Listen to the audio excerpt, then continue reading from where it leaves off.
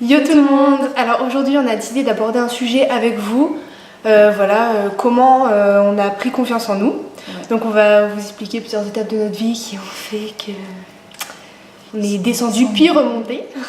Exactement. Donc on a essayé de faire cette vidéo vraiment pas préparée, histoire d'être spontanée et de vous dire réellement ce qu'on pense. Voilà. Et on verra où nous mène la conversation. Exactement. Alors donc tout a commencé quand on est rentré en seconde et donc là où on s'est rencontrés. Il faut savoir que quand on arrive au lycée, on a tendance à partir en se disant oui ça va être du renouveau, surtout avec ce que tu avais vécu au collège. En fait, quand j'étais en troisième, déjà j'avais des meilleurs amis, que je considérais comme mes meilleurs amis, et qui en fait, je leur avais en fait que j'étais bi. À partir de là, elles ont commencé à lancer des rumeurs sur moi, elles me parlaient plus, j'étais toute seule, et c'était un peu l'enfer en fin de troisième. Et donc en arrivant en seconde, comme le disait Léana, je pensais que ça allait changer, que ouais, t'allais faire une nouvelle rencontre, voilà. Que tu repartais de zéro. C'est ça. Sauf que je me suis retrouvée dans la classe d'une de ces filles-là, et donc aussi dans la classe de Léana, et elle s'est fait d'autres amis dans notre classe, et au final, je me suis retrouvée avec toute la classe qui a commencé à m'insulter, qui me détestait tout simplement, et voilà. Voilà, donc en fait, ça a commencé vraiment petit à petit.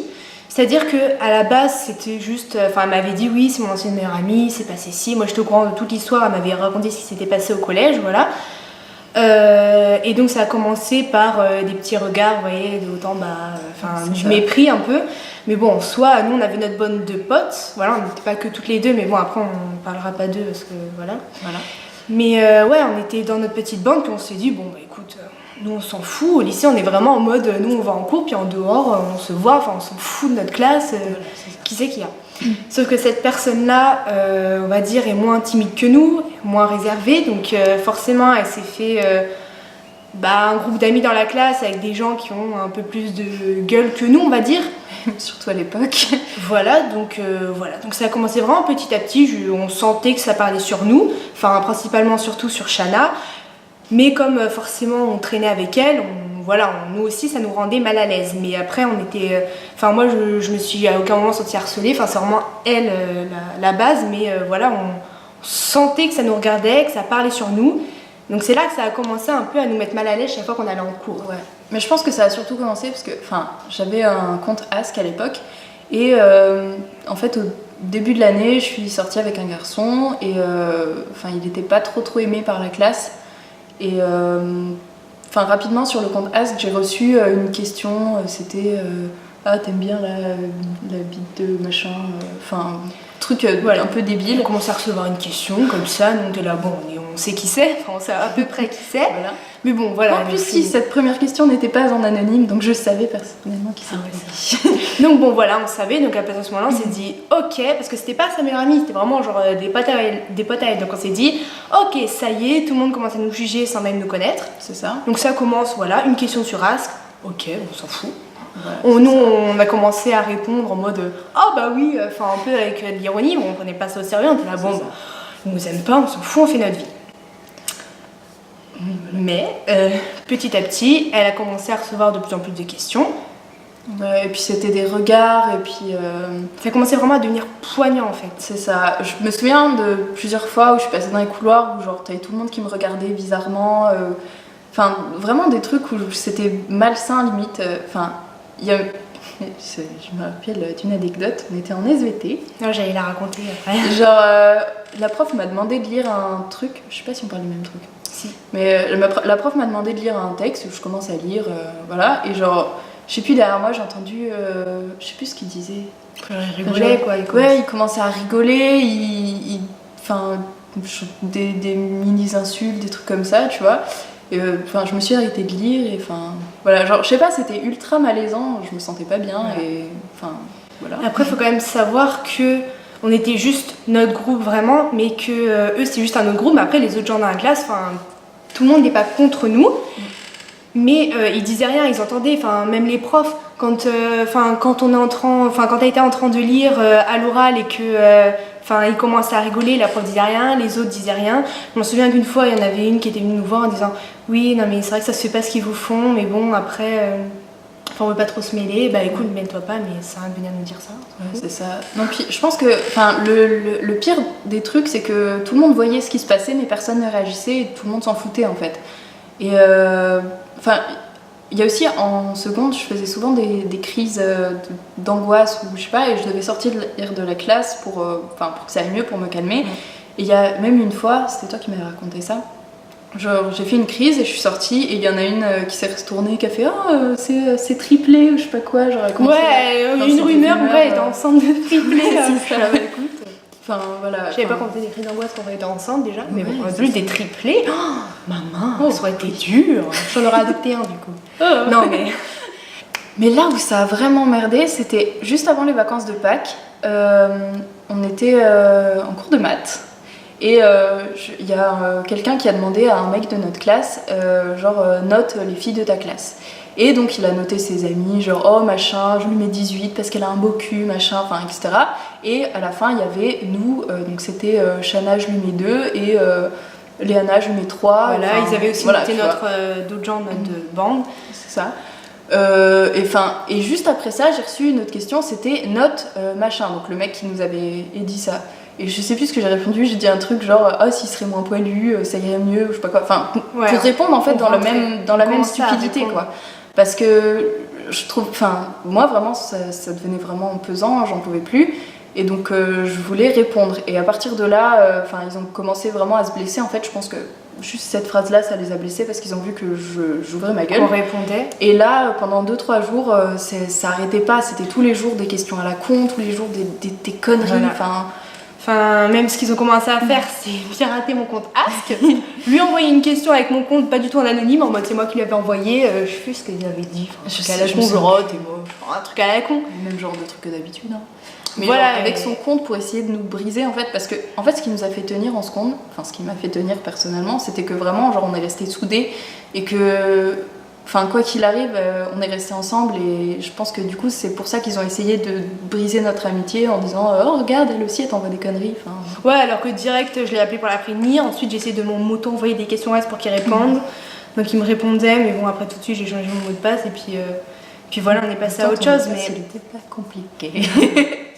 Oui voilà, c'est pour ça qu'ils l'ont deviné, mais bon faut quand même s'intéresser un minimum à ma vie pour trouver mon mot de passe. Non mais vraiment ils commençaient vraiment à essayer de fouiner, genre ils avaient que ça à faire de leur vie.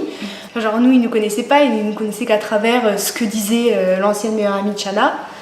Donc forcément... quelque part on essayait de se dire oui mais c'est pas nous que ça nous attaque vu qu'ils nous connaissent pas. Mais d'un autre côté, on se sentait faible clairement. Oui, donc c'est vraiment aux vacances de Pâques, donc quand on a eu vraiment des questions tous les jours, ça s'arrêtait pas, qu'on a commencé vraiment à prendre confiance en nous, à répondre réellement, à rentrer dans leur jeu en fait, à les attaquer sur les mêmes points qu'ils nous attaquaient, donc surtout physique en fait, ce qui est pas forcément intelligent, mais en fait c'est ce qui a marché. C'est notre seul moyen de contre-attaquer, on va dire. À la fin de l'année, on s'est dit, ok, là maintenant ils ont arrêté de nous faire chier, mais on n'a pas gagné. Ce qu'on a fait, c'est on a été voir notre prof principal, on lui a tout dit, de A à Z. J'ai chialé. Comme toujours, hein. Ah, mais j'ai chialé, et qu'est-ce qui s'est passé en sortant? Ils ont vu que je pleurais, les meufs elles disent qu'est-ce qu'il y a? Et après, parce qu'il faut savoir qu'en fait on était en plusieurs groupes Ah non, c'était en physique. On était en plusieurs groupes de physique, et du coup, nous, dans le groupe d'avant, on était avec pas les gens qui nous faisaient chier. Donc tout allait bien, on lui a dit à la fin du cours, voilà, je suis sortie en pleurant, donc eux ils arrivaient, ils m'ont vu, qu'est-ce que t'as, ta gueule? Ils sont allés dans le cours et là leur prof, on n'était pas là du coup, mais il a dit apparemment il leur a, il leur fait oui, il y a eu des gens qui sont été harcelés, etc. Ils s'en sont pris plein la gueule et juste après c'était le conseil de classe. Voilà. Et du coup ils ont eu un petit peu peur. Mais je me rappelle, j'avais croisé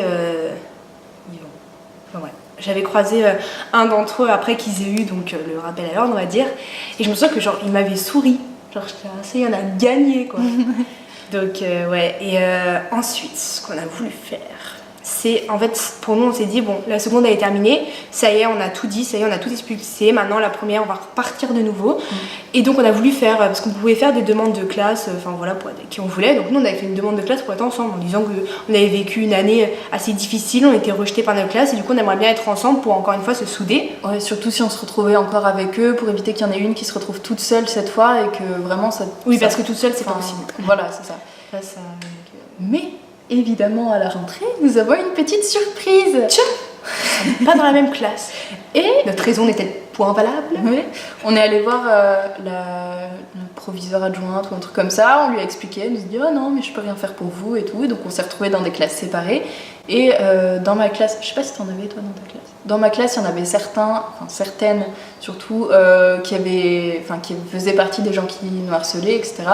Mais cette fois, c'était vraiment arrêté. Ils ont arrêté de me faire chier. Et, ouais, mais au premier abord, on a eu peur. Mais en fait, c'est simple. C'est-à-dire qu'elle s'est retrouvée avec certaines personnes qui étaient en seconde, sauf que, comme elles étaient plus accompagnées de leur petite chef de gang, son ancienne meilleure amie, ainsi qu'un gars qui faisait pas mal partie, d'un coup, tu dis plus rien. Ouais. Bizarre. Tant mieux. Mais bon, comme quoi, on en a parlé au professeur, donc il les a remis à l'ordre, ok, très bien. Mais après, quand c'est à l'heure principale qu'on a été la voir pour dire vraiment être dans la même classe parce qu'on a vécu, rien n'a branlé.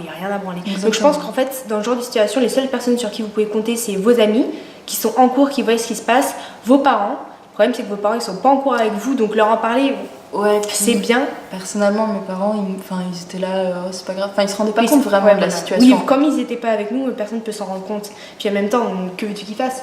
Nous, à la fin, quand on en a parlé, bon, certes, ça nous a aidé à prendre confiance en nous. Quand on a été voir le prof et que vraiment on s'est senti libérés. Ouais. Malgré que ça nous a fait beaucoup de mal, ça nous a vachement donné confiance en nous. On a vachement appris en fait juste à ouvrir notre gueule et à dire ce qu'on pensait et en avoir un petit peu rien à foutre de ce qu'on nous dit parce que on nous a tellement fait chier. Vers la fin de l'année, ça y est, on se sentait mieux, on commençait à leur répondre quand ils nous attaquaient en face et tout. Enfin, franchement, maintenant, on n'a plus de... on est toujours timide au premier abord, mais si on nous attaque, maintenant, on renvoie la balle, direct, dans la face. 10 fois plus fort que eux quand ils nous l'envoient. Maintenant, on se laisse plus marcher dessus, ça c'est sûr, c'est clair et net. Et maintenant, on a très bien compris que le problème venait pas de nous. Et en aucun cas, maintenant, on se remettra en cause pour des gens qui nous rabaissent, quoi. En fait, c'est tu nous aimes pas, tu nous aimes pas. Puis même, ils nous connaissent pas, vous ne connaissez pas, vous savez pas qui je suis, donc c'est ça. Vous n'avez pas à me juger, quoi. Donc maintenant, en fait, on s'est dit, les personnes critiquaient juste... c'est juste histoire d'eux, quoi, histoire de se mettre en avant. Mais au final, c'est pas vraiment nous qui nous touchaient, parce qu'ils ne nous connaissaient pas. Voilà, donc au final, quand tu te fais attaquer comme ça, c'est pas pour toi, en fait. C'est parce que les autres, soit ils sont jaloux, soit ils ont besoin d'attaquer quelqu'un, en fait, pour se sentir supérieur, c'est tout. Et du coup, c'est vraiment que c'était pas nous. Pour conclure cette vidéo, je dirais qu'il faut jamais douter de soi. Peu importe ce que disent vos gens, il y a que vous qui pouvez savoir qui vous êtes réellement. On peut vous attaquer en vous disant oui, vous êtes comme ci, je trouve que t'es comme ça, non. Certes, des fois, on a des défauts. Mais tant pis, il faut les assumer, on est comme on est, et puis basta. Que ce soit physiquement ou mentalement. Mentalement, c'est votre façon, c'est votre vécu qui a fait ce que vous êtes aujourd'hui. Ouais. C'est votre éducation, c'est un mélange de tout, c'est vous. Donc on peut pas vous juger sur ce que vous êtes. C'est soit on vous aime, soit on vous aime pas. Ça, je l'accorde, on peut pas aimer tout le monde. Mais vous êtes comme vous êtes et il faut l'accepter. Et quant à physiquement, écoutez, vous êtes né comme ça, au bout d'un moment... faut s'accepter, regarde, moi je vois pas ma gueule, donc je m'en fous si je me trouve, moi je m'en ai rien à branler. Oui, puis de toute façon, il y aura forcément quelqu'un qui te trouvera beau sur Terre, voilà. Oui, voilà, faut toujours rester positif, au bout d'un moment, il y a toujours pire que soi, il y a toujours mieux, certes, mais il y a toujours quelqu'un qui vous aimera pour ce que vous êtes, que ce soit mental ou physique, et puis... Ouais. Je tenais quand même à dire que moi, il y a une chose qui m'a quand même aidée à prendre confiance en moi, c'est quand on a sorti notre première chaîne YouTube, parce qu'avant on avait quand même une autre chaîne YouTube qu'on a arrêtée. Ouais, parce qu'on passait le bac, c'était déjà assez compliqué. C'est ça. Et donc on a fermé cette chaîne, mais en fait moi ça m'a quand même aidée à prendre confiance en moi, de parler devant une caméra, de raconter un peu, parler tout simplement devant une caméra. Et maintenant même à l'oral, de parler devant des gens, ça me gêne beaucoup moins qu'avant, du coup, je sais pas toi. Oui, voilà, puis... puis là, on commence à être de plus en plus à l'aise à la caméra pour filmer des vidéos. Et puis, écoutez, j'ai envie de vous dire, vous avez qu'à nous critiquer autant que vous voulez, on s'en fout maintenant. Sans vouloir agresser personne. Maintenant, on sait prendre du recul, c'est pour ça aussi qu'on se lance. On sait que maintenant, on a le mental pour résister si jamais on a de méchants commentaires. Maintenant, on fait notre vie. Et puis, on se laisse pas juger par les autres. Je pense que la seule personne capable de nous juger, c'est notre famille ou nos amis proches. Ouais. Mais nous juger dans le bon sens, pour nous aider à être mieux. Pas dans le sens juger pour critiquer en fait. Au final, le truc c'est que maintenant, ce qui pourrait vraiment nous faire du mal comme critique, c'est vraiment des critiques qui viendraient de personnes qui nous connaissent vraiment, alors que maintenant les critiques de personnes qui nous connaissent pas, que ce soit les haters sur YouTube, les gens qui nous connaissent pas dans la rue qui nous critiquent, des trucs comme ça, on s'en fout parce que on a appris que, comme on le disait, que tu nous connais pas, le problème c'est pas nous. Oui, voilà, c'est... Voilà, si vous vivez des choses similaires, que vous aussi vous êtes harcelé, il faut jamais, au courant jamais se dire que le problème vient de soi. C'est clair. Ça vient de ceux qui harcèlent, c'est eux les malades mentaux, c'est eux qui ont un problème d'infériorité, c'est eux le problème, c'est pas vous. Ouais. Donc voilà, donc, prenez confiance en vous, vous êtes qui vous êtes, vous ne changerez pas quoi qu'il arrive de toute façon parce que c'est vous, on n'arrivera pas à faire semblant, donc autant s'accepter. C'est sûr. Donc voilà, que ce soit physique ou mental, ouais vous pouvez faire la chirurgie mais bon non, ça va coûter cher et Puis parfois ça peut rendre très très très moche. Ouais, puis un défaut on amène un autre, hein, genre oh tiens j'aime pas mes lèvres, j'ai fait gonfler, ah mais tiens il y a mon nez. On se trouve toujours un défaut. C'est sûr. Donc autant l'accepter parce que même si on règle ce défaut là, on va toujours en trouver un autre. C'est comme ça, de toute façon on n'est pas parfait, personne n'est parfait, on pourra jamais l'être. Mais autant s'aimer comme on est et puis avoir une belle vie tranquillou. Exactement. Donc voilà, donc on conclut sur cette petite note positive. Oui. Voilà. Et donc on vous fait de gros bisous, on se dit à la semaine prochaine et puis n'hésitez pas à nous dire si vous voulez qu'on aborde d'autres sujets. Ouais. Voilà, c'est sérieux. Ou à venir nous parler si vous avez ce genre de problème. Ou, enfin, voilà. Tout à fait, on sera toujours là pour vous écouter. Voilà. Bisous. Bisous.